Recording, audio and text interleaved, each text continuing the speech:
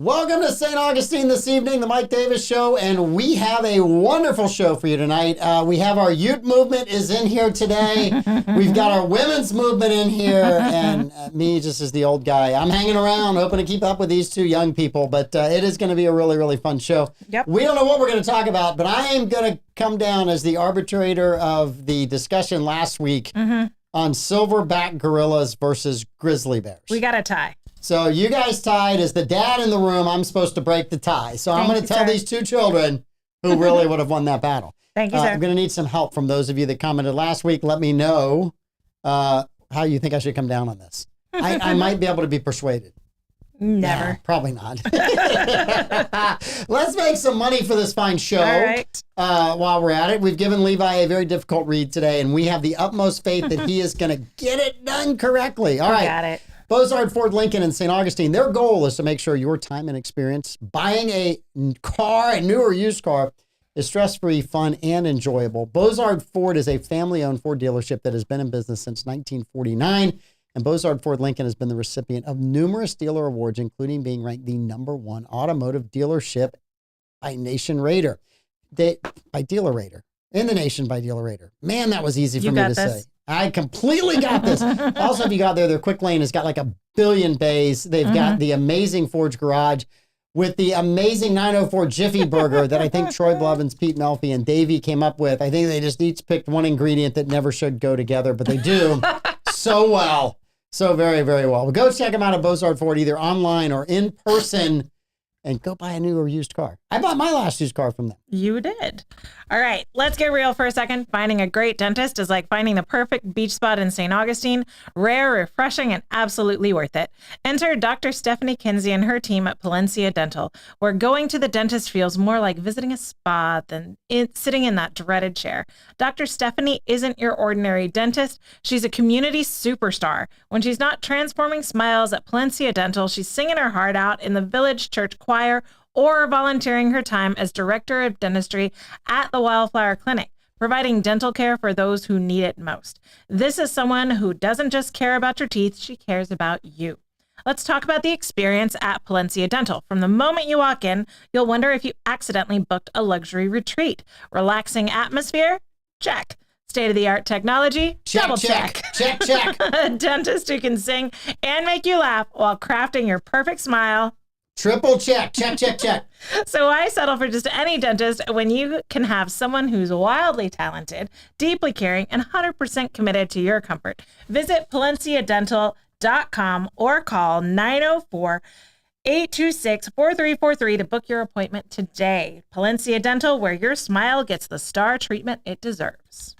All right, we have PAL Heating and Air Conditionings, locally owned business for over 39 years. Their dedication to customer service is evident in everything they do. From the moment they answer the phone, they answer your phone call until the time they leave your home, they are working to make you comfortable and confident about the care and service you receive from PAL. With a fleet of 10 plus trucks and 15,000 square foot warehouse stocked with parts and equipment, they are ready to serve you around the clock. They service all heating and air conditioning brands. That is PAL Heating and Air Conditioning. Got it. You did good. Yeah. That was good. It's a new read for you. We gave it to you 30 seconds before you're supposed to read it. You did good. It's like being on the bench, and then we asked you to hit the winning free throws. That's the one you have to correct while you read it. Yeah, so it's not as easy as it looks. It's written in first person. Yeah, it is. You just have to do it. So, all right. So this is another one written in first person. I think I get most of them. So Epic Behavioral Healthcare, they've been serving St. Johns County and St. Augustine for over 50 years. Epic has been a beacon of hope for our community, providing compassionate care for those touched by substance use or mental health disorders. Whether you are a kid, teen, adult, couple, or family, Epic is there to lend a helping hand. With a range of programs tailored to meet your diverse needs, Epic offers accessible solutions for everyone. From their walk-in access center to their mobile response team, from inpatient detoxification to outpatient counseling, Epic provides comprehensive care every step of the way. Their services include psychiatric evaluation, medication management, medication-assisted treatment, care coordination, peer support, suicide prevention training, parenting education, and much, much more. Give Epic a call. They're an amazing group of people. We love having them as a sponsor on the show. They're amazing with all the work they do. They help so many people, and they do it so very, very well. So give them a call. We have amazing sponsors. We do. Also, we got 2 more times. We'll do it today and tomorrow. The 142nd Annual Spring Fair at the St. Ambrose Catholic Church is Sunday, March 30th from noon until 4 p.m. You can do dine out. You can do dine out or take in. You can do dine in or take out authentic Menorcan clam chowder, burgers, hot dogs, French fries, pulled pork dinners, pulled pork taco dinners, ice cream, funnel cakes, popcorn, and assorted drinks.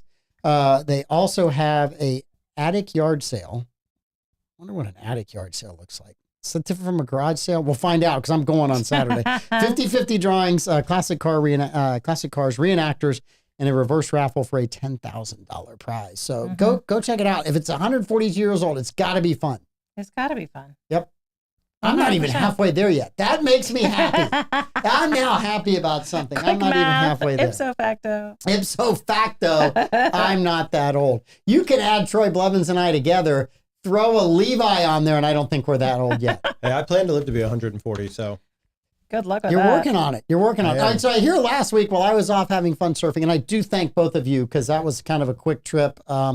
Really, really appreciate you guys covering that you got into a fight. We did, but quick question. Yes. Did you catch any historic waves? No historic waves. The water temp down there was 74. So baggies and a top, which was phenomenal compared to, I think the water temp up here is like 64, maybe 65 right now. But you're used to it with your cold plunging. I am used to the cold plunging, but it felt really, really good just to paddle without having wetsuit on. Nice. Yeah, there's a lot of jokes in there for surfers, and I'm not going to go that graphically, but it's just nice. Amanda will tell you, isn't it nice swimming without a wetsuit? It is so much easier to swim without a wetsuit. Although a wetsuit makes you buoyant, but it adds a lot of drag. So you're up on the top of the water, but you're slow.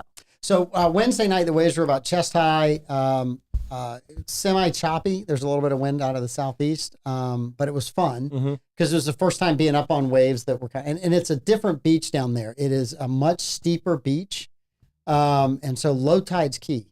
You got to be down there at low tide. High tide, it's just it's all crashing right on the beach. Yeah, it's all shore break. It's all shore break, and that beach, Coral Cove, is a rock beach for about 10 feet out. Okay. So you got to scramble over kind of a rock shelf.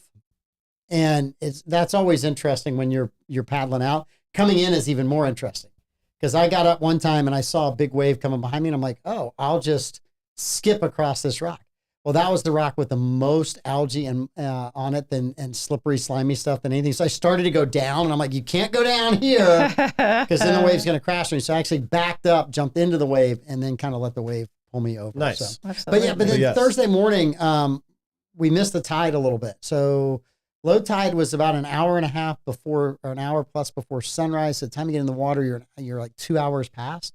So it just kept getting fat. But it was fun. The waves were big. Didn't catch anything amazing because there was a lot of closeouts, but just super fun. The 2 guys I went with were awesome guys to travel. Is that your happy place now? No, like my happy place just in the water. Yeah, so saying, like not that specific location, but just in the water. So for me, there's a lot of stuff I deal with every day. When I get to go surfing, I always pray on the beach before I go surfing, kind of get myself right and talk to the Lord. But when I duck dive under that first wave, it's like all my problems got washed off my back and I can just go out there. There's no phone. There's no internet. Yep. There's nothing no text messages. Yep. I can just relax and think and be in a place that's grounded. Peaceful. And so for me, that's the spot. There's a lot of data on thalassotherapy, which is sitting in salt water. And so I firmly believe that my whole mood and character changes. There's times my wife will look at me, Darcy will say, you know what? How long has it been since you've been surfing? I said, it's been maybe 10 days. She's like, maybe tomorrow you just need to go paddle out. Yeah. Maybe you just need to go paddle out tomorrow. So yeah, so it was really good. Appreciate that. The drive back, it's a 4-hour drive down and back. One of my friends was like, oh, I would have gone with you for the night. I'm like, I wouldn't have let you go for me. That's 8 hours of travel. Good gracious. For 2 hours of surf. There's a limit there, right? There's got to be a couple of sessions in. But yeah, it was fun. I'd go back again on the right swell. Awesome. So yeah, so it was good. Nice. More information than what you wanted. But it was rather than me say it was really epic. Yeah, dude. yeah. Yeah. So let's get into this debate that we had that lasted 30 minutes. hang on, Bobby. Noon to 4. Noon to 4 is the festival. Sorry. So you got to be the deciding factor on this. I gotta be saying, give me the background on this debate. Is this something that the internet has been a ruckus about? Yes, it has been a ruckus for about 5 years. Mm-hmm. About a full blown, and I mean, when I tell you it's been a ruckus, like I'm talking multiple hour-long videos where people simulate it. They do the numbers on it. They look at the bite force of it. They do all this where a full-blown male silverback gorilla versus a full-blown male grizzly bear. Okay. Who wins in a fight? Who wins in a fight? Head up. And did Amanda pick a killer whale? Is that what she picked? If she could have, she would have. She would have. Yes, and I would have too, if that's the case. Yeah, killer whales whale are would like, have they're destroyed like all a of them. sick genius. Yeah. Oh, we spent some time on killer whales. Oh my Yeah. gosh! They're amazing. It's what's amazing is there's no documented case of them killing a human being in the wild, right? Mm-hmm. That's what I. That is just a really scary case because they could anytime they want to. Yep. Well, so I looked into that Oh boy, a here little we bit go. more. There are a couple of reported attacks. They don't make the news because obviously shark attacks make the news. Yes, Thanks they do. Spielberg and Jaws. So there have been a couple of reports of attacks. One fatal that I was able to find in my cursory Where research. at? Don't tell me I off the didn't- coast of Florida. I didn't find a location, but we talked about how sharks are present in tropical water where most people are just freewheeling Yeah. and swimming in the ocean, whereas killer whales are typically where water temperatures are colder, and so there's fewer people in the water. And then immediately there was a spotting of a killer whale off the coast of the Carolinas. And Yes. I was like, all right. Okay. But it was the first one spotted since they started doing the air surveys. So it's incredibly rare. We also recently had an incredibly rare sighting of a killer whale in the Gulf of Mexico. Mm-hmm. So it looks like killer whales are moving around the coast in ways that we haven't seen before. So here's my thing. We have human beings like, oh, we only see these animals in these places. There is a tremendous amount of ocean, tremendous amount of territory that animals can cover. Just because humans didn't see them there doesn't mean they haven't been there since forever. Oh, correct. Yeah. I mean, we had probably 15 years ago, there was a sighting of a great white shark. My cousin was on the boat. Nice. It was a great white shark. They took a picture from the tower, and marine biologists like, that's not a great white shark. That's a mako. That's this. Yeah. That's something else, right? And they're like, no, that was a great white shark. Then they start tagging the sharks at Ocean Research. And guess what's coming down to Florida every year? Great whites. Great white Great sharks. whites. They've been down here for forever, all the way into the Gulf. So if there's a food source that they're following, you know, if you're a big predator, an apex predator, you pretty much can go where you want to. Yeah. You just go, For you know sure. what? I'm heading there. And the rest of the apex predators can go, well, no one's been down there. Yeah, but I'm an apex predator. I'm going down there. Yeah. I'll Yeah. find something to eat. So great white sharks, killer whales, I'm not surprised that they're not in a lot more oceans. Do I think they like a certain temperature? Yeah. But there's Probably. also mating. There's also food. There's all kinds of reasons Yep. that would drive there.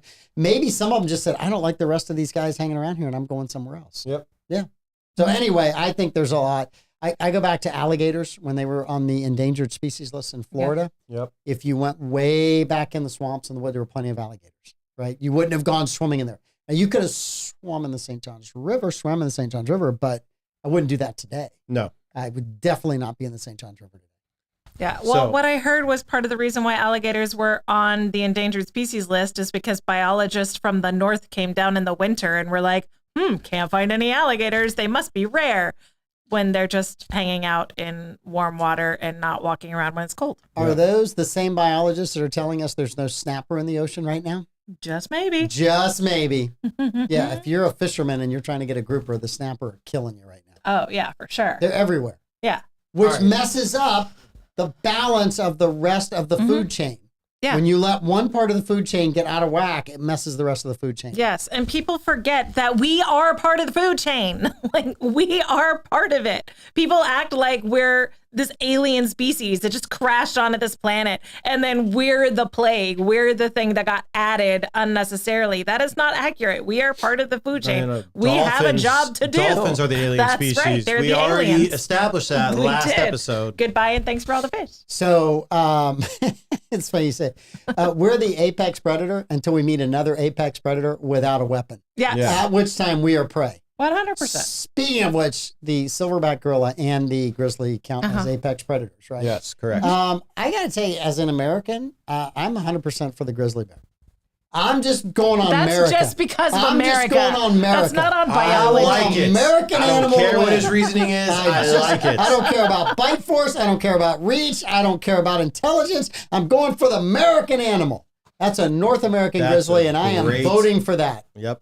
Very simple for me to That's solve the this most problem, children. ignorant vote in this discussion at all. Well, I'm just trying to confirm. Listen, I'm just trying to confirm leftist ideas of Trump supporters. So I'm just right there. I'm just going to make it easy. All right. I'm low information, and I voted that way. All right.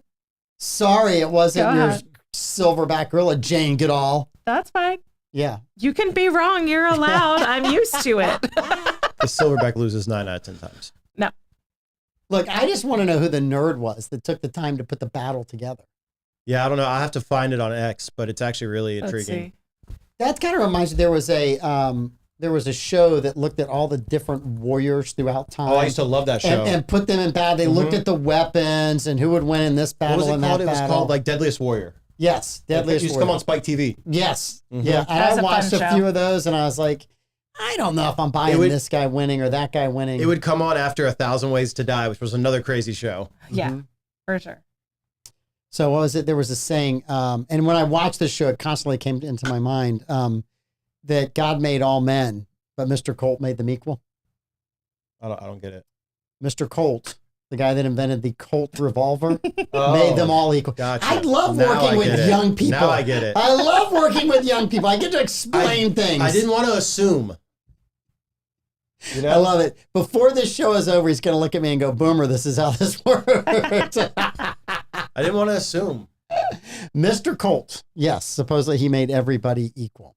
So out in the Wild West, for sure. So I would look at these things and I'd be like, well, I know that's the Zulu warrior, and I know that's like the Roman warrior, and I know that's the Philippine guy or the New Zealand guy. And I'm like, a lot of those people would have lost to a dude with a gun who was much skinnier, much smaller, much shorter. Yep. So just saying, it kind of evened everything out. The So. oldest article or hit I'm finding on this search is 8 years ago. Joe Rogan and John Dudley discuss who would win in a fight to the death, silverback gorilla or grizzly bear. Who did Rogan take? I'm working on it. Find out. If he didn't take the American one, I'll never watch him again. Do you watch Joe Rogan? I He's do. got a show? I watch Joe Rogan a lot of Joe Rogan. I've learned more from Joe Rogan than I learned in college. I'm being dead serious. Joe Rogan, I have not watched a lot of his stuff. The clips I've seen on Rumble, there's some interesting topics they get into, and so I give him credit for that. Also, got in his show like 3-4 hours. Yeah, each show's like 2 to 3 hours long. Yeah, I fully give him But- credit for being able to do that. But like, I shouldn't say I learned from Joe. I learned from his guests, right? Mm. Because the thing I like about him is he's at such this like high elevated aura where he can get to anyone that he wants. Mm-hmm. His team does a really good job at vetting the guests before they bring them on. So like, you don't have to worry about, is this a credible source? So, and if they aren't, or if they have some theories that aren't very credible, he'll call them out right there. So it's great. I'm just grateful that Davey does all the vetting for the 904. You So- know who to give credit to. Joe Rogan slightly leaned, according to AI, Joe Rogan slightly leaned towards the gorilla, although he acknowledges the strength and agility. The grizzly bear, although he acknowledges the strength and agility of the gorilla bear. He thinks The gorilla bear, just what's that? the gorilla. We said if they fight, not mate. So he gave it to the grizzly bear, but he does acknowledge that the gorilla is incredibly strong and agile. Nice. There you go. I got the grizzly bear. We put it to rest. Mike put it to rest. I You got heard the it here grizzly first. bear. This is American No, we animal. didn't. We're going American. Y'all are crazy. All right, a couple questions for you, Mr. Health Guru. Yes, sir. And Levi is not a doctor. He's not a health person Not a in any way, doctor. shape, Not or form. medical This is advice. not medical advice. This is Levi's opinion. just like the nightly news that you watch. It's opinion. Regurgitated It information is from opinion. sources that are From doctors. X. It's not news, it's opinion. All right, so ice bath, sauna. Yep. So I've got both. Usually I go home. If I get a chance, I get in the ice bath first, then I do the sauna. Okay. All right, so you're going to tell me that it's probably supposed to be sauna first and then ice bath. Depends on what time of day you do it. All right, in the evening. If you're doing it in the evening, you want to do the sauna last. Okay. Rule of thumb is morning time, which is when it's recommended for the best benefits throughout the day, Yep. is to go sauna, then ice bath. Okay. I don't have that much time in the morning. I have this thing called a job. Well, just get up earlier. I get up at 5:30 right now. How much earlier do you want me to get up? 5:30 is good. Right now? I got Get up people. at 6. I got people that text me at 9:30 last night, Troy being one of them. Are you still up? I just laugh. Yeah. Well, now Troy knows, and he was asking a question. But every once in a while I get on this group chat for this nonprofit that I'm a part of. And it's like 10:30 and my phone is going on. And I'm like, I'm going to go all of you are going to pay a price at 5:21 when I get up in the morning. Yep. Because I am going to answer every one of these questions that you're firing at the group singularly. I'm just going to answer one, and then I'm going to answer another one, and then I'm going to answer another one. So, But yes. yeah, rule of thumb is morning time, you want to go sauna and then end on cold. And then that's simply for the fact that what it does to your body, right? Mhm. So when you're in a sauna, your body is trying to cool the core. Mhm. When you're in an ice bath, your body is trying to heat the core. Yes. And so the ice bath is recommended to end on in the morning because it shoots all this dopamine to the brain. It's cool. It's heating the core, which wakes you up. Mhm. Whereas when you sleep at night, you want your core to be a little cooler, right? That's why they suggest, having the AC at 64 degrees, whatever it may be, between 64 and 68. Listen, young man, 72. No, I'm just kidding. 68, Sound I like heard, my is the dad. best. Yeah. I haven't heard 64. 64 to 68. Okay. But there's a lot of these bed companies are now doing like the 8 sleep bed where they cool the sheets and all that. You can handle that. Did you ever touch the thermostat in your house when you were a kid? No, I just don't think Jerry or your mom was going to let you do that. they battle over it because my dad's 86 now. Yeah. And he wants it like 75 degrees all the time. And your mom wants it a different temperature. Wants it 60 degrees all the time. Yeah. But There's reasons for that. But yeah, sauna, ending on sauna at night is the preferable way to go. It helps you get into your sleep way easier than, spiking your dopamine right before you go to sleep. So I love the ice bath. I like getting in the sauna because I warm up. Yeah. It's just kind of a nice, I don't mind sweating in the sauna, but if I get in the ice bath for 5-6 minutes at low 50s. My mom texts me, actually 84. But Desert 84. Yes. But yeah, so the sauna is great right before bed. It's actually recommended by most human biologists. And ice bath in the morning. Yep. Yeah. No, so the other one is fasting. Yep. So what was the longest fast you just did? I've done 86 hours. 86 hours, which is... That's a water fast. Like 3 days, 4 days? Yeah, so the way I started it... I'm doing the math in my head. Yeah, the way I started it was to where... 7-12. Was to where at the 72-hour mark, I go to sleep, and then I wake up on the 86-hour mark. Okay. So you went through 2 full days. Yeah, 3 full days. 3 full days. Yep. 3 full days. Okay. Difficult? The first one, when you're not really sure about how your body's going to react to it, was very difficult the second day. The second one was much easier the second day, more difficult the third day, which was interesting. And I think it's how I prepped my meals going into the fast. The second time I ate a lot of carbs. The first time I didn't eat much carbs. So just your body getting into ketosis and all that is really what determines that. But it's not as hard as you would think. How much weight did you lose? The second time I lost 8 pounds. The first time I lost 10. Okay. Did you keep it off or did it put back on gradually? If you jam your face with pizza and food that's not full of nutrients and it's just fullers, you'll put it back on real quickly. If you go low carb, high protein for about the next 5 days, you will keep it off for the most part. You'll gain 1 or 2 pounds back. So you're saying I can't have multiple donuts when I'm done with that? It kind of defeats fried chicken. French fries. It kind of defeats the purpose. You're killing me, man. You're killing me. It kind of defeats the purpose of what you're doing. You just cleansed your cells, and then you're just like, okay, now let's throw crap back in there. Nutrients dense food, man. Whole foods. Speaking of crap, I've been doing research. Biologists weighed in on this debate. Do you want to hear what they decided? I want to hear what the liars have to say. Bears versus gorillas. Yes. And what'd they say? Ultimately, we believe a fight would go to the gorilla. While certain bears can be fierce and mighty, gorillas are mobile, fast, and vicious because they frequently have to fight to the death over territory, something bears aren't required to do in their day-to-day lives. Gorillas have powerful jaws and large teeth and have it in their nature to fight over territory, while bears do not. The gorilla would win. So they're going with like the experience of fights to the death. Yes. That's fair. That's Yeah. fair. Sorry. I'm gonna go home and I'm gonna have Grok AI simulate this for us. See what Grok has to say. Okay. Oh, goodness. Speaking of Grok, they just integrated it with Telegram. Did you guys hear about this? Interesting. No. Yeah, so Telegram now has Grok AI completely integrated. And just like Elon does with anything that he builds, right? Mm-hmm. He added a feature to Grok called Unhinged, where you can put unhinged mode on and the AI will talk to you like a crazy person. It'll cuss you out. It'll do all kinds of crazy stuff. Is this for masochists that just are lonely? It's very entertaining. I just think he likes Easter eggs because he's a video game guy, so he likes Easter egg stuff. So there's a few men out there that thought, well, that's just wife mode. Yeah, we should have called it wife mode. Yeah, exactly. Oh, come on. I love my wife. Amanda's an amazing wife. I'm just kidding, but it was right there. Yeah. Back in the It's Amanda perfect. will remember this episode. You're way too young. Harcourt Venton Mudd. Do you remember that? There's a Star Trek where he had all these robots made of his ex-wife Stella, and he would shut them off. Yeah. And the last thing the Enterprise crew did after they freeing all the other androids is they turned all those back on. Sucker. So yeah, no, the book I just finished reading, Red Sky Morning. It's the 7th in the Terminalist series, but there's an AI component to this. The AI was introduced about 3 books ago, and it's become a self-aware AI. Yeah. And there was a couple of times in there where the AI had taken on the characteristic of the hero.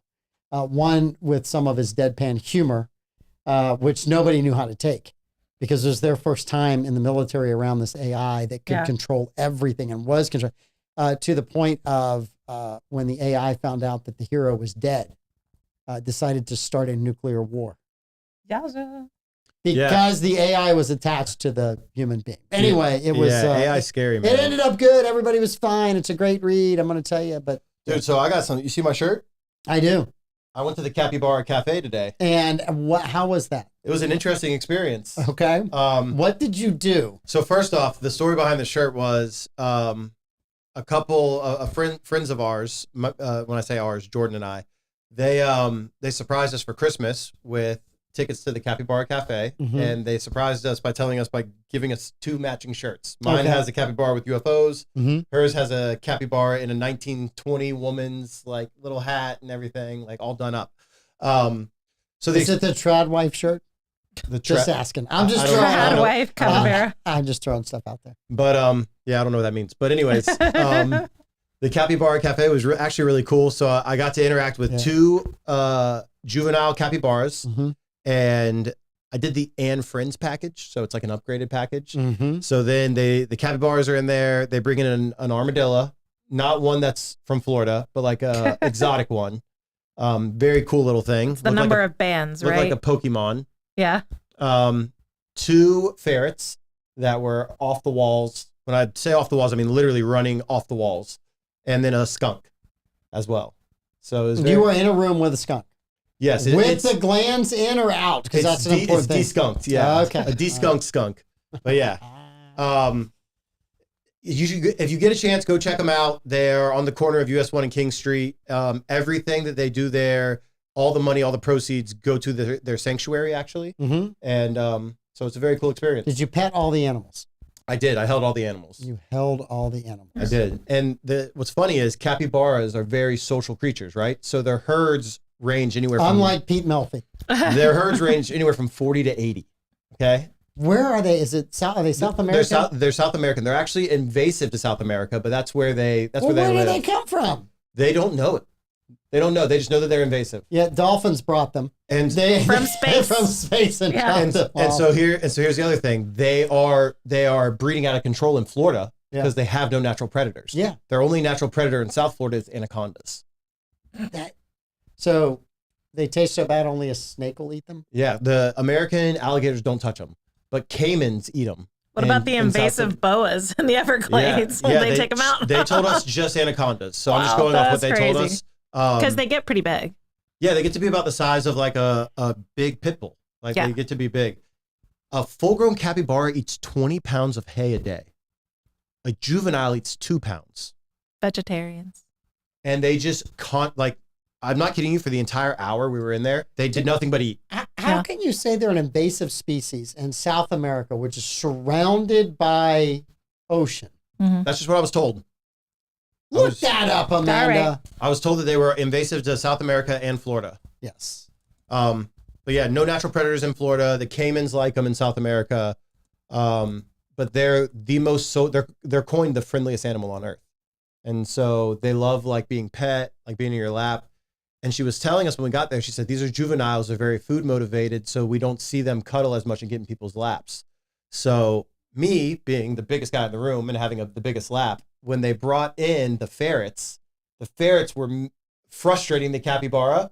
So immediately both of them just ran and sat in my lap for the whole second part of the session while the friends were in there. Yeah. It was a cool experience. So I would say check them out. It was cool. Barbara Jean's having a hard time. You just want to get in there, a giraffe or something, or used to be. Yes, so that's a real estate office with the giraffe out front. yeah. They're in the back of that It's building. behind in the that. back of They're that in the building. back of that building. Yep. Yep. All right.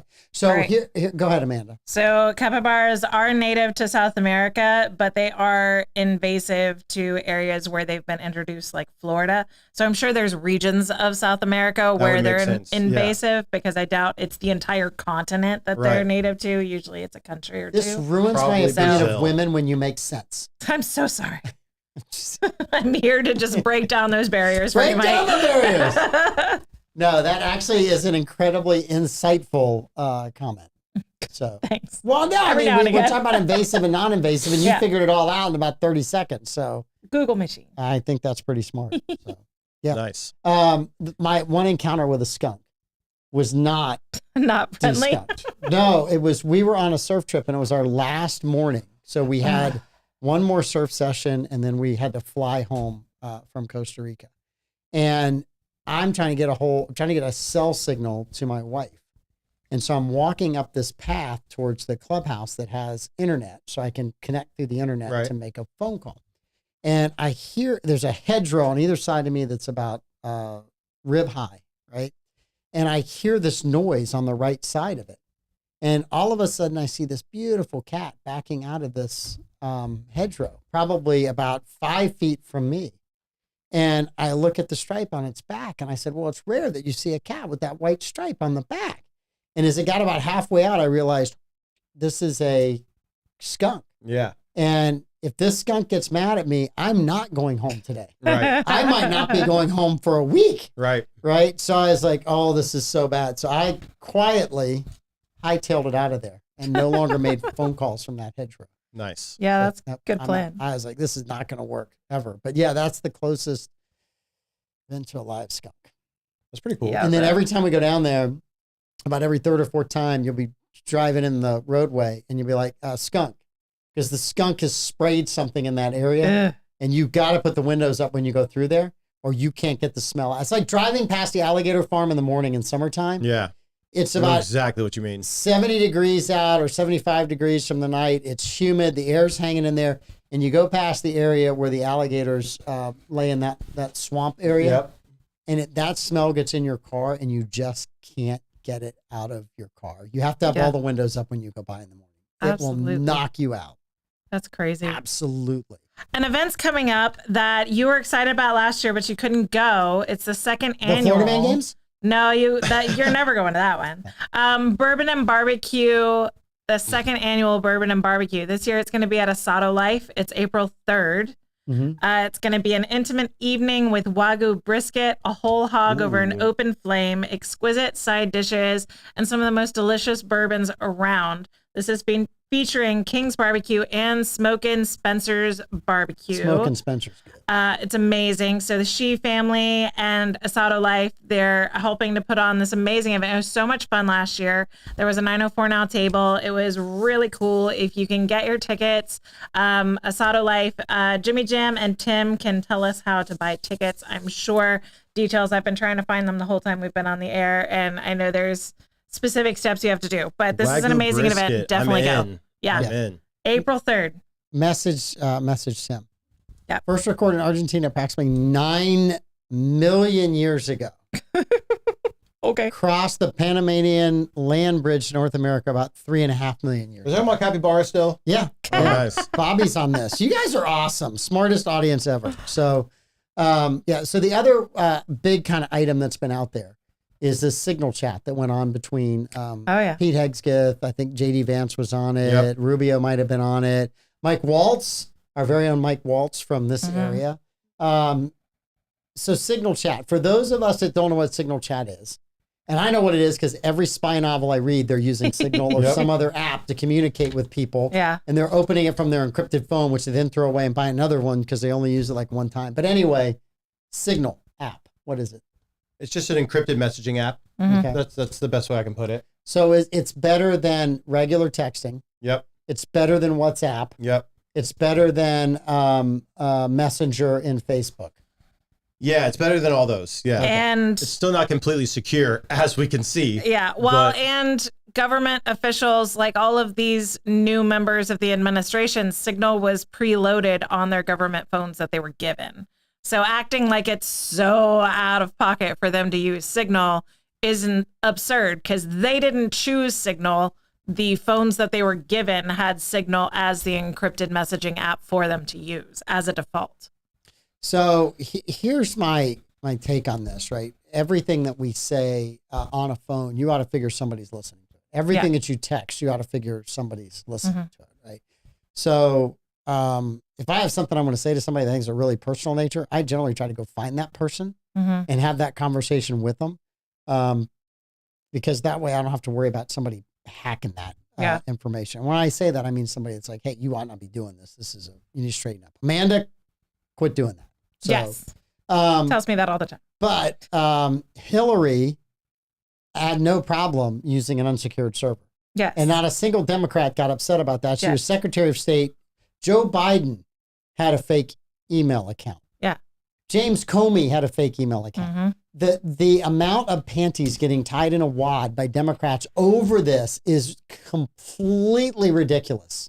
But also, I'm old enough to remember like 5-10 years ago when a ton of government officials were getting their information hacked because they were clicking on stupid phishing links in their emails. Yes. It's not like we're not all living in glass houses, people. Calm down.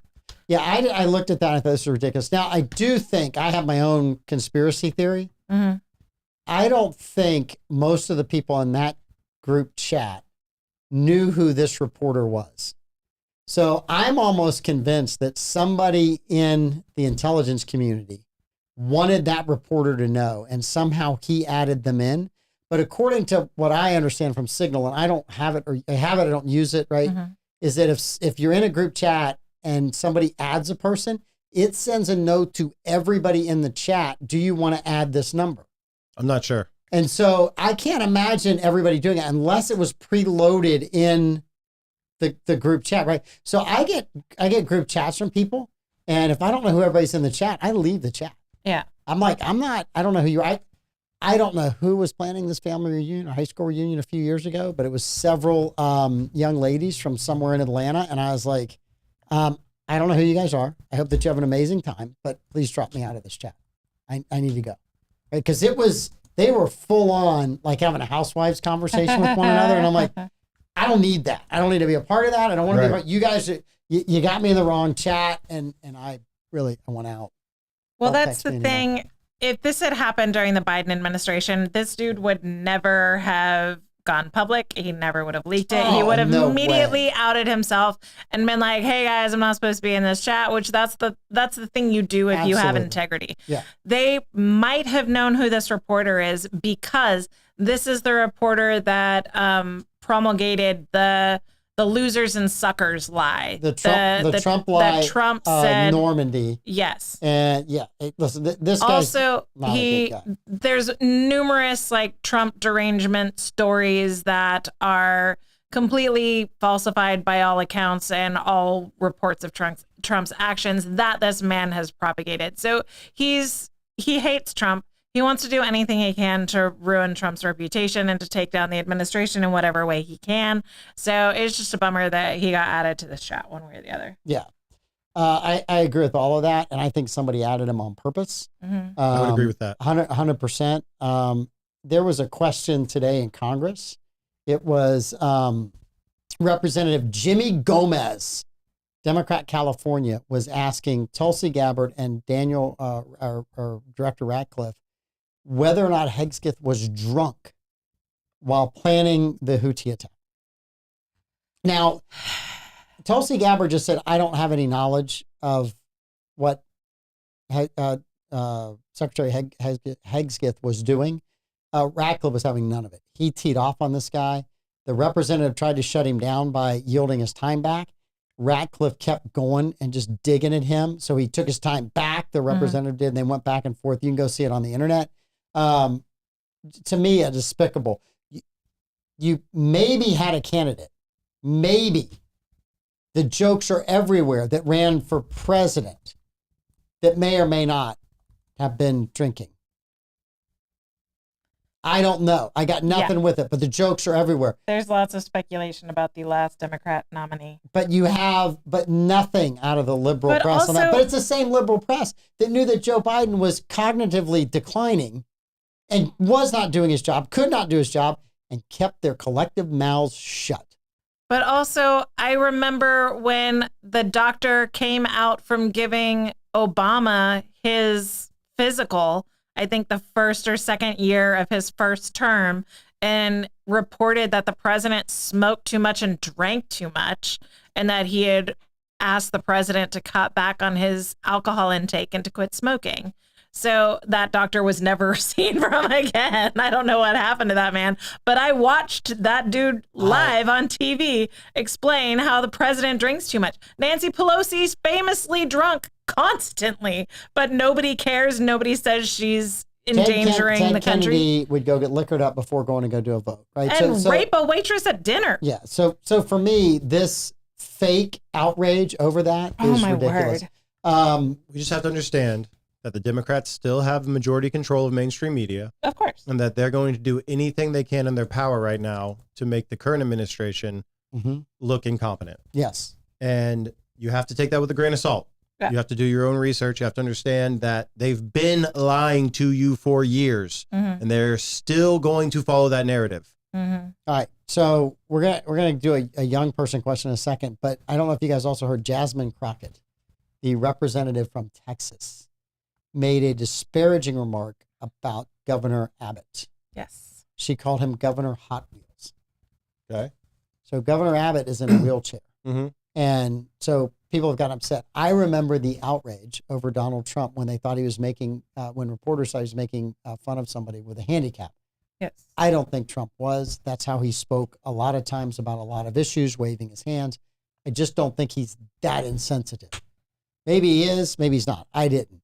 When I look at this comment, I'm like, well, where's the outrage on the left? If you're going to get that upset over Trump, you got to show some about this and say, this is absolutely ridiculous and there's no need for that comment. Well, did you hear how she justifies? He was busing them to cities, so he was using Hot Wheels to get them out of the busing to cities. Yeah. But the internet lasts forever, and so everyone went through her Twitter/X history, and she repeatedly refers to, oh, the governor's rolling into this and the governor's rolling into that. It's like, she's obviously very aware, and she always mentions it when she mentions him. And so that dog ain't hunting for me. Like, there's zero chance that she meant the planes, trains, and automobiles that he's moving illegal immigrants around in when she calls him Governor Hot Wheels. Yes, 100%. I think it's just not the place where she's a bully and she's an idiot. So that's about the long and the short of that. All right. So we got maybe time for two more stories. So this question, there's all kinds of data analysis that's come out in the last week, mostly on the side of the left. And the thing that the left is finding out is, oh my gosh, for the first time in a generation, the young people are more conservative than they've been in two or three generations, right? And especially men. The biggest gap between young men voting for Trump and young women voting for Kamala Harris that they've seen in a long, long time, which doesn't bode well for future marriages. I'm just saying that's good. You guys are going to really have to get along with one another. It's not good. So as a close to young person, a almost middle-aged young person, what do you see from the young people you run into in the gaming community? And are they mostly conservative? Is this just something that anecdotally the ones that were more conservative voted? What's your opinion? Oh, I would say 100% they are mostly conservative. Okay. I would definitely say that.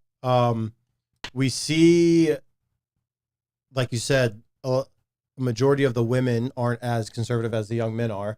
And it shows up in the dating pool. I mean, a lot of these young guys don't have girlfriends like they used to.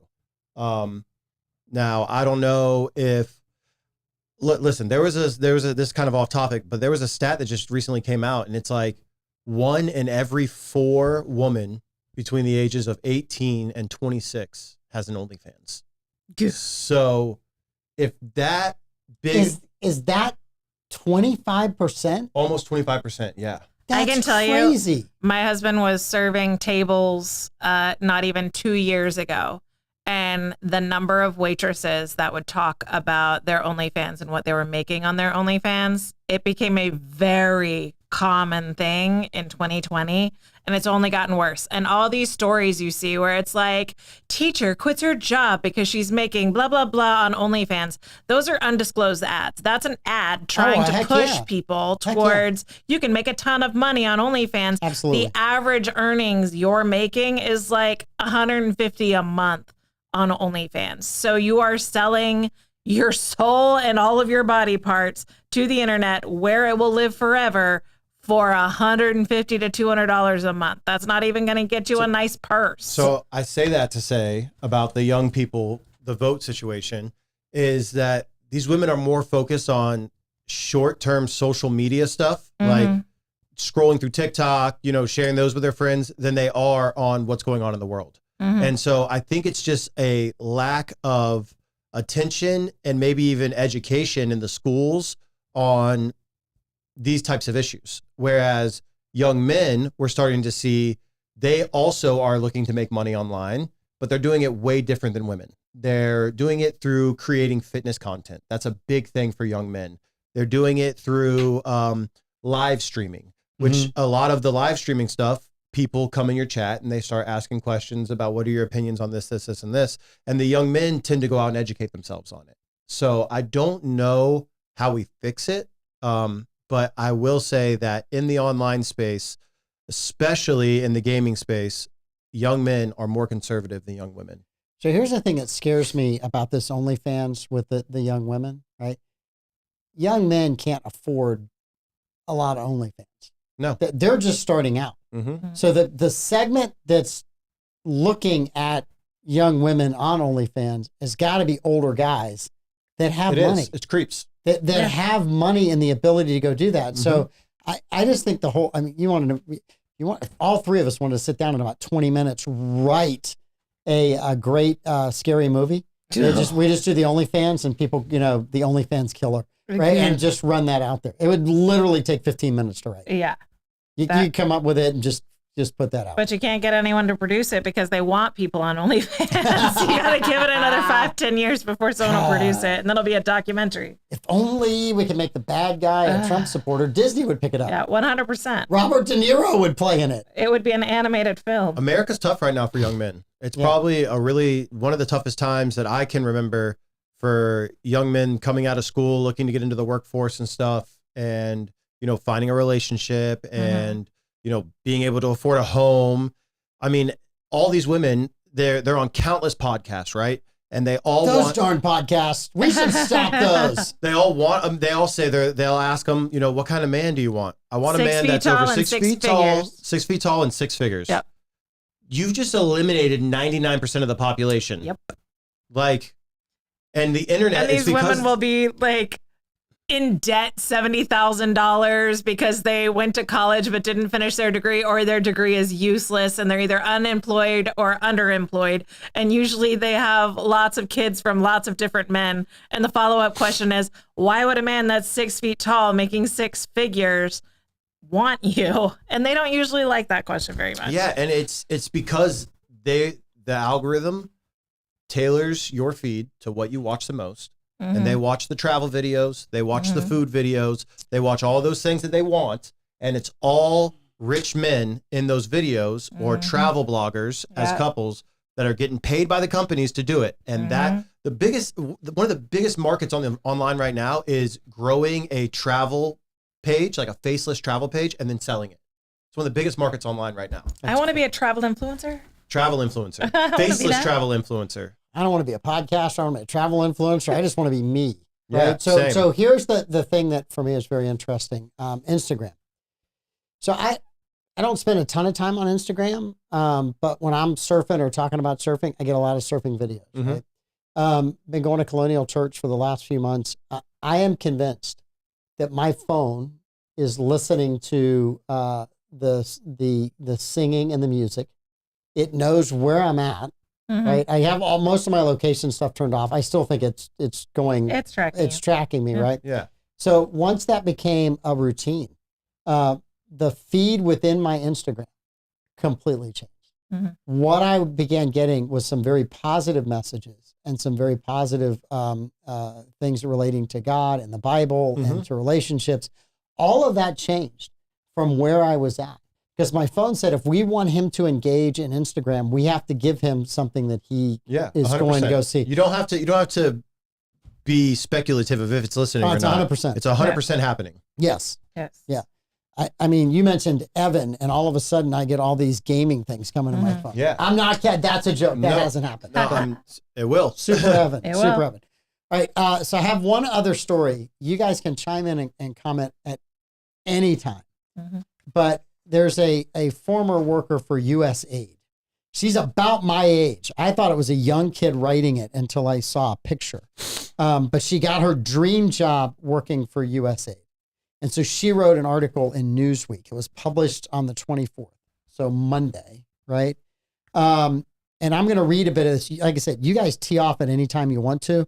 Earlier this month, the Trump administration canceled 83% of USAID contracts and continues to dramatically cut back and recognize and reorganize U.S. foreign aid programs. Foreign assistance has a bad reputation, but in reality, it is remarkably popular among a broad swath of Americans, even across increasingly polarized partisan divides. Yeah, the ones that don't read what they're actually funding. Yeah.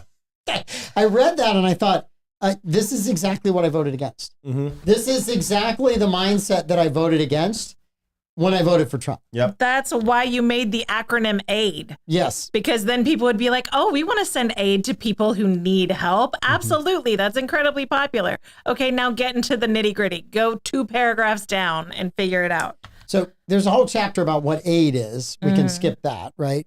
Typically, and it includes money, technical advice, equipment, services, whatever, right? USAID typically breaks down into 3 main categories: humanitarian assistance, development assistance, and security assistance. Humanitarian assistance consists of food, medical care, and other life-saving disaster relief. Development assistance aims to promote the economic performance of recipient countries and communities, while security assistance seeks to build up the capabilities of partner security forces while also gaining U.S. access and influence abroad. Okay, so if that's what you were trying to do, explain to me Sesame Street for Baghdad. Explain to me supporting drag shows in South America. Explain to me that stuff. That stuff does none of the 3 things that you say were your mission, but you're upset that you've lost your job. Right? None of that, right? Former employees of the United States Agency for International Development, USAID, are greeted by supporters as they gather about this a picture. In fiscal year 2023, the latest available with complete data, the United States spent $71.9 billion on foreign assistance, amounting to 1.2% of the total budget that year, $6.1 trillion. Great. we can get rid of 1% of that, which is even a larger portion of the national debt. I don't want $79 billion of U.S. money going to other countries to do stuff that they should be doing for themselves. If there's a disaster, I'm all for helping people from a tsunami, from a flood, an earthquake, a volcano. I'm all for that, right? But Just we don't do put not the need to be Clinton spending that kind of money sending it out there, We right? don't even help our own citizens when those kind of natural disasters happen. So I know. There's still people living in tents in North Carolina. Why are we sending billions to other countries for this nonsense? Yeah. So 70 billion is no trivial number. We just talked about that here, young lady. Yet Americans consistently wildly overestimate the amount that the U.S. government allocates to foreign assistance. No, we didn't wildly do it. It's 71 billion, and we think that's too much money. Every penny counts. Every penny counts. Yeah, we 100%. Many Americans erroneously think that their government spends at least 20% of the federal budget on overseas aid. Honey, you're just USAID.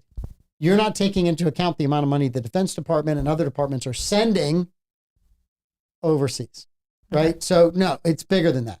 And according to the poll conducted last night at the University of Maryland and previewed by the Booking Institute, the poll, perhaps the most surprising, Americans were asked how much the United States should spend on foreign aid. The majority said at least 10%. Yeah. No. When you ask somebody a percent, 10% is like tithing. 10% is a smaller number. If you told them that the amount they were sending, because most of them don't know the budget is 66.1 trillion. Yes. It's not billions that they want sent over there. Yeah. Also complained about the fact that, oh my God, I had to go into work. I was a remote worker and now I had to go to work. And my workers were telling office? yeah, you've been working for an agency that you didn't have to go to work. The more I read of this, I'm like, you're exactly the type of person that I don't want in the government in charge of any money. You should need to go find another job. Yeah. Yep. Go find another job. Okay, I received an update from Tim about bourbon and barbecue. Give it to us. And I am happy about this because it takes bourbon and barbecue out of Lent so I can actually enjoy the bourbon. It was rescheduled for 9/25/25 and it will be at Tringali Barn. Ooh. So it's going to be at Tringali Barn 9/25/25. So more details to come. And I'm sure the ticketing will be easier once we get those updates in the fall. Send that to us and we'll get that 9/25/25. Yeah. Oh, okay. as far as USAID goes, though, to touch on that again, I feel like the men in suits, whoever they may be, Congress, House Representatives, whoever decides where the money goes, they were probably sitting there in a cigar bar in D.C. They're like, no one ever really looks into what we put in this USAID stuff. Heck yeah. And they're like, we can kind of just put whatever we want in there. Let's just use that as our slush fund. And that's exactly what's happened. And then Doge came in and started looking, and now they're like, oh crap. And I mean, it's no secret what we've uncovered. Like, there's no like, oh, that was for this, and this. No, we see what the money was spent on. Like, I've heard USAID described as a CIA slush fund. Yeah, that's what it is. It was a way to have easy money to get off the books operations and off the books influence peddling across the globe. And no. Transparency. And was also a way to pay politicians back if you just backdoored some of the money back into their campaigns and told them, don't worry, we'll get you the money you need to get reelected as long as you keep voting for these ridiculous budgets. Good gracious. Yep. I'm not saying that's how it works, but it is a possibility. But maybe, just maybe. Maybe, just maybe. All right. Thank you very much for being here. Oh, wait, we've got one more update. We had an update about the Epstein files. Yes. And the latest information is that 14 terabytes of Epstein files have been disseminated across the country to FBI agents so that 14 terabytes of information. How big is the damn file? This is just what they've released right now.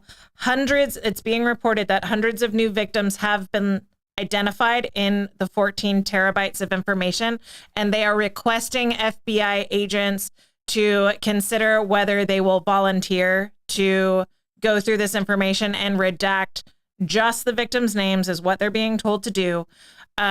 And in order to do that, they have to volunteer for that because they're going to be witnessing really horrific stuff involving children. And so it takes a special kind of person to be able to do this. And they have to go into a secure room in order to do the redacting. So that is what is the latest update on the Epstein files. 14 terabytes of information has been released to local FBI offices all over the country, and they're requesting agents to consider volunteering for redacting victims' names. Wow. Yeah. Wow. Now, here's the thing. I think a few victims' names are going to get out. Like, there's no way they're not when you have that much information. The media will focus on that rather on what actually happened to the victim, who the person was that did it to the victim, right? The guilty party, and what office they held or what influence they were able to peddle to keep their name out of the press. They won't focus on any of that. They will focus on the 2 or 3 names that have been accidentally released. So that's how this works.